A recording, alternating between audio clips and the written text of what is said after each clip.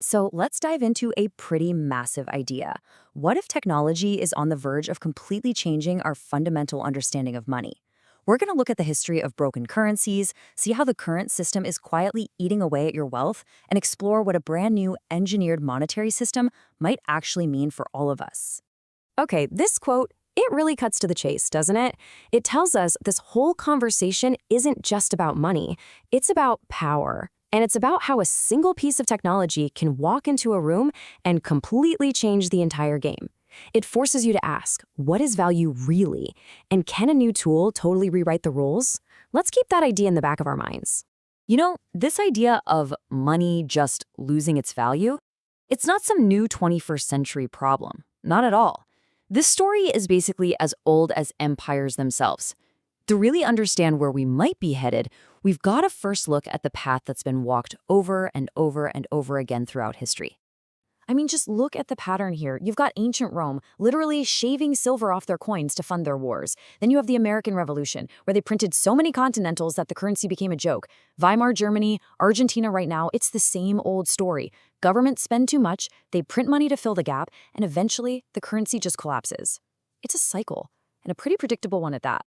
Okay, but how does all this ancient history really affect you and me? Well, check out this number, 99.9%. That's roughly how much purchasing power the US dollar, the world's reserve currency, has lost over the last century. Just think about that. A plot of land in Miami might have gone from $10,000 to $10 million. The land didn't get 1,000 times better, the dollar just got 1,000 times weaker.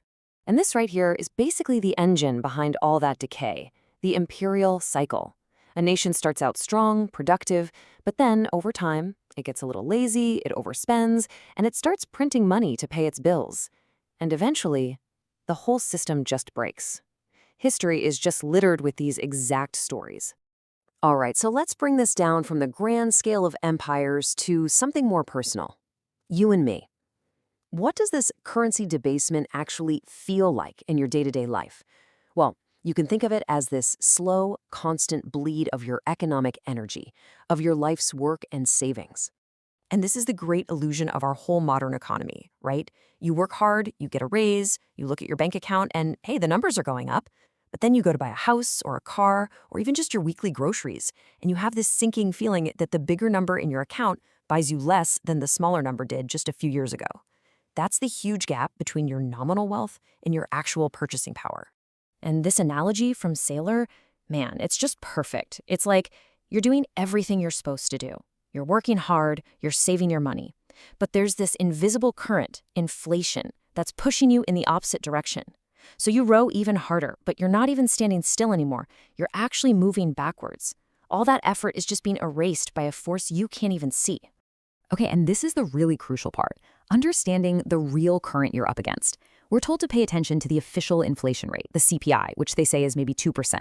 Your bank gives you, say, 3% interest after tax. So you think, great, I'm beating inflation by 1%. But what they don't advertise is the actual expansion of the money supply, which could be closer to 10%. So you're not making 1%, you're actually losing 7% of your wealth every single year. It's a hidden tax. All right, so this is where our story really takes a sharp turn. Because when a system gets this broken, it also becomes really fragile and ripe for disruption. And throughout history, every now and then a new technology or a new idea comes along that doesn't just tweak the old system, it makes it completely obsolete. That, my friends, it's called a paradigm shift. But here's the thing about these shifts. They are never easy. The old guard, the people who have built their entire lives and careers on the old way of doing things, they almost never accept the new idea. It's like the physicist Max Planck famously said, new ideas don't win because you convince your opponents. They win because your opponents eventually die, and a new generation just grows up with the new idea as common sense. So what is a paradigm shift? It's a complete, total revolution in how we think about something. For centuries, the smartest doctors in the world believed the best way to cure someone was to bleed them. Then a guy named Harvey discovers blood actually circulates. The establishment called him a quack. It was the same when Copernicus came along and said, hey, I think the Earth actually revolves around the sun. These ideas don't just bend the rules, they throw the whole rule book in the fire. So that really brings us to the central question of this whole explainer, doesn't it? With the invention of the internet, of powerful cryptography, of decentralized networks, are we right now living through the very early days of a similar revolution in the science of money itself? All right, so if the old system is broken, what would this new paradigm even look like? Well, the idea isn't to put a bandage on the old system. The idea is to engineer a brand new one from the ground up, using technology to solve those ancient problems of centralization and debasement that have destroyed every single currency that came before. The core vision, it's actually pretty simple, but it is profound. What if you could create a type of property, a type of capital that was purely digital, an asset that had a fixed, finite supply that no government, no company, no one could ever inflate away? An asset so universally desirable that it becomes a global savings technology and so powerful you could beam $1 billion of it to the other side of the planet in minutes without having to ask anyone for permission. And when you put them side by side, the contrast is just stark. On one hand, you've got fiat currency, an infinite supply controlled by a handful of people in a room with rules that can and do change whenever they want.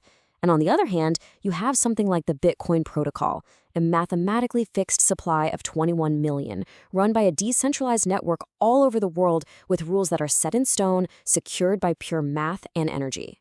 So how is this whole thing secured? Well, the key innovation here is this idea of decentralization. There's no CEO to arrest. There's no headquarters you can shut down. The software is open source, so literally anyone can look at the code and make sure it does what it says it does. And the rules aren't enforced by a government. They're enforced by a global network of thousands and thousands of computers. It's so spread out that no single person, no single entity is in charge. You don't have to trust any person. You just have to trust the math. You know, to really get your head around this shift, it helps to stop thinking of it as digital money and start thinking of it as digital property. In fact, you could argue it's the world's first truly global, scarce, and desirable form of property. This is probably the best metaphor you'll hear for it. Imagine the Bitcoin network is like a finite piece of digital real estate, kind of like the island of Manhattan. That's it. They aren't making any more. And as the entire digital economy, trillions of dollars, gets built on top of and around this digital island, that prime, limited real estate at the very center just becomes more and more valuable. Owning a piece of it is like buying a city block in a new digital New York. And when you start breaking down the actual attributes, you can see why its proponents call it an apex property.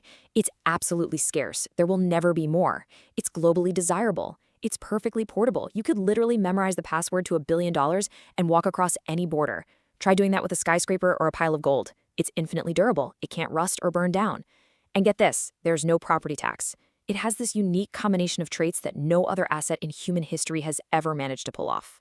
Look, to the people who are the strongest advocates for this isn't just some small improvement. They see the anonymous creation of this protocol by someone we only know as Satoshi Nakamoto as a fundamental breakthrough for humanity. They put it on the same level as the discovery of fire or Newton discovering the laws of physics.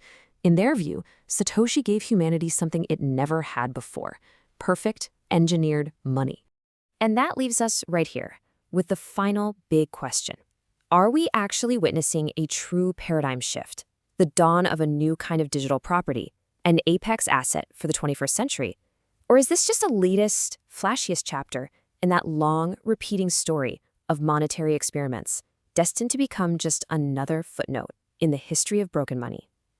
The truth is, the answer is being written as we speak.